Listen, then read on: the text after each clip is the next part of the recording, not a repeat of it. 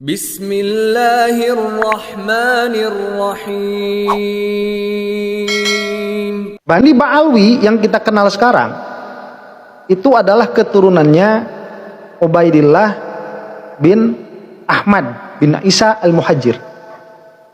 Ini yang dipermasalahkan, apakah Ubaidillah ini anaknya dari Ahmad bin Isa atau bukan?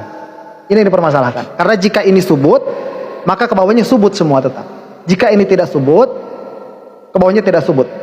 Dan para ulama tidak ada yang mempertanyakan hal itu sampai kemarin ini, 2 tahun kemarin. Mereka itu mensyaratkan apa? 1, ada kitab sejaman. 2, tes DNA. Tes DNA-nya harus J1. Kalau tidak J1, maka dipastikan, kata mereka, itu bukan keturunan Rasulullah. Jangankan keturunan Rasulullah, keturunan Nabi Ismail saja bukan. Itu kata mereka itu. Sekarang kita cek siapa yang punya DNA J1 dan ini valid, ada datanya. Aristokrat Arab sekarang. Siapa? Bin Saud. Itu J1. Kemudian kita cari ini sebetulnya Bani siapa? J1 ini. Saudi ini turunan siapa? Saudi ini turunan dari Bani Hanifah atau disebut Bani Hanafiyah. Bani Hanifah atau Bani Hanafiyah ini fakta. Siapa yang mengucapkannya? Pihak kerajaan Arab Saudi sendiri. Bisa dicek di website resminya itu. Nanti saya tampilkan.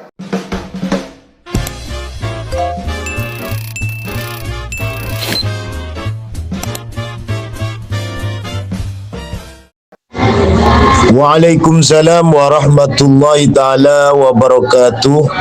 Saudara-saudaraku dan para pemirsa yang budiman, semoga kita semua mendapatkan rahmat, maghfirah, ampunan, kasih sayang dari Allah Subhanahu wa taala. Di sini kami akan menjelaskan 2 hal sebagai tanggapan pada muhibbin ini yang tidak pernah paham tentang ilmu nasab dan tidak pernah akan paham karena terbelenggu oleh kebodohan, fanatisme dan zon yang tidak berdasar, sehingga ilmu pengetahuannya tidaklah berguna dan tidak bisa digunakan. Ulama sepakat bahwa likulli ilmin qawaidu wa usuluh. Syarat dalam memverifikasi keilmuan seseorang apabila menggunakan 4 syarat itu sudah lulus. Yang pertama, ma'rifatu usulih. Yang kedua, qadirun ala ta'bir bil maksud. Yang ketiga, arifan bima yalzamu anhu. Yang keempat adalah qadirun ala daf'is syubhah. Dari 4 hal ini, kami dari para ahlul ilmi yang membatalkan nasab palsu kaum habaib sangat bisa dipertanggungjawabkan dalam penguasaan 4 hal ini. Yang pertama, metode yang dijadikan usul bagi verifikasi nasab palsu kaum habaib adalah Ubaid atau Ubaidillah yang dinisbatkan pada Sayyid Ahmad Al-Abah An-Nafad. Bangunan nasab palsu kaum habaib yang dibangun dari Ubaid yang disepakati keberadaan dan wafatnya di abad 4 katanya.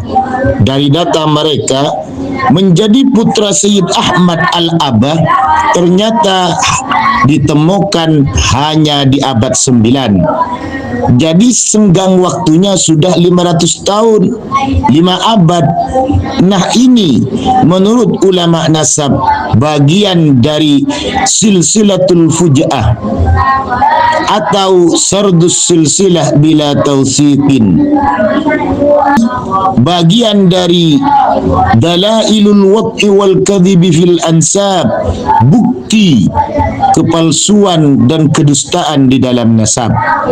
Terus yang kedua, redaksi dalam data tertua mereka adalah Al-Burqatul Musyiqah, yang mana kitab Al-Burqatul Musyiqah ini katanya mengambil dari Tarikhul Janadi, mangkulan min Tarikhil Janadi, sedangkan Tarikhul Janadinya telah terjadi qausain atau buka kurung tutup kurung, yang merupakan isyaratun ila annal isma qad rufi'a min tariqin la yusaqu bih.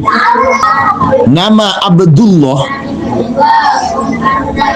dijadikan sebagai putra Sayyid Ahmad, ini bukan masalah Ubaid dan Ubaidillah, ini Abdullahnya itu diangkat menjadi putranya Sayyid Ahmad min tariqin la yusaqu bih, tidak bisa dipertanggungjawabkan, tidak kredibel karena tidak ada sumber secara kajian ilmu nasab dan sudah melewati tenggang waktu yang sangat panjang. Begitu.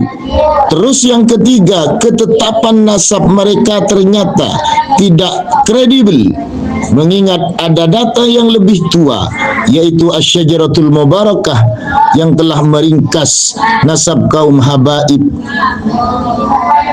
tidak bisa masuk kepada kategori keturunan Sayyid Ahmad Al-Abah atau An-Nafad yang dipalsukan oleh mereka menjadi Al-Muhajir, karena putranya Sayyid Ahmad Al-Abah melalui kitab yang lebih tua Asy-Syajaratul Mubarakah hanya 3. Al-aslu fi kulli hadisin taqdiruhu bi aqrabi zamanin. Apalagi ditambah banyaknya illat yang qadihah, jarihah yang sangat kuat. Terus yang keempat, kesubhatan nasab mereka tidak bisa ditolak lagi, karena data tertua dari mereka Al-Burqatul Musyiqah yang menyatakan bahwa kakek moyangnya bernama Ubaid, yang dimangkul dari Tarikhul Janadi, ternyata Tarikhul Janadinya tidak pernah mempunyai catatan lain bahwa Abdullah itu nama lainnya adalah Ubaid atau Ubaidillah. Tidak ada itu. Berarti hanya melalui penafsiran bahwa Abdullah itu punya nama lain Ubaid, sehingga ini masuk kepada dhanniyud dilal alal maksud atau ilsaq min jihatil inata wal istilatah atau adraj, dan masuk kepada mufta'al wal mustabah. Apalagi di dalam data internal mereka yang tertua mulai dari abad 10 sampai abad 14 dikatakan bahwa yang namanya Ahmad Al-Muhajir itu hijrah bersama putranya Ubaid bersama kakek Banil Ahdal Muhammad bin Sulaiman. Hijrahnya di kisaran tahun 540. Ini sudah lebih memberikan data bahwa nasab mereka itu palsu dan dusta. Ini yang pertama. Terus yang kedua, kenapa keluarga bin Sa'ud itu J1? Nah, karena mereka keturunan Adnan yang melahirkan Ma'ad, yang melahirkan Nizar. Kabilah dari Bani Nizar ini yang dikenal dengan kabilah Nizariyah Adnaniyah yang bercabang pada 4 cabang kabilah. Yang pertama Bani Mudhar Ini yang turun kepada baginda Nabi Muhammad sallallahu alaihi wasallam. Yang kedua Bani Anmar, yang ketiga Bani Iyad, yang keempat Bani Rabi'ah, yaitu Rabi'ah bin Nizar bin Ma'ad bin Adnan. Lalu apa hubungannya dengan Bani Hanafiyah? Okey, begini. Bani Hanafiyah lahir dari seorang yang bernama Hanifah bin Lujaim bin Su'ab bin Ali bin Bakar bin Wa'il bin Qasid bin Hinub bin Afsa bin Du'mi bin Judailah bin Asad bin Rabi'ah bin Nizar bin Ma'ad bin Adnan. Jadi pantasan Bani Sa'ud ini J1, berarti keturunan Arab. Untuk J1 ini bisa terkonfirmasi sebagai keturunan Arab. Kalau keturunannya itu keturunan Hashimi, lain lagi, apalagi nanti ada kromosom Y yang menunjukkan kepada Bani Hasan dan Bani Husain. Sedangkan kaum habaib ini, jangankan keturunan Kanjeng Nabi Muhammad, keturunan Quraisy tidak masuk. Jangankan keturunan Quraisy, keturunan Arab enggak masuk. Karena tergolong haplogrup G plus M201 yang jauh dari keluarga Adnani. Oleh sebab itu dalam kaedah dikatakan anna nata'ijas sulalatil jiniyah atau ma yusamma bitahawur al-jini hiya nata'iju qat'iyatun ilmiyan.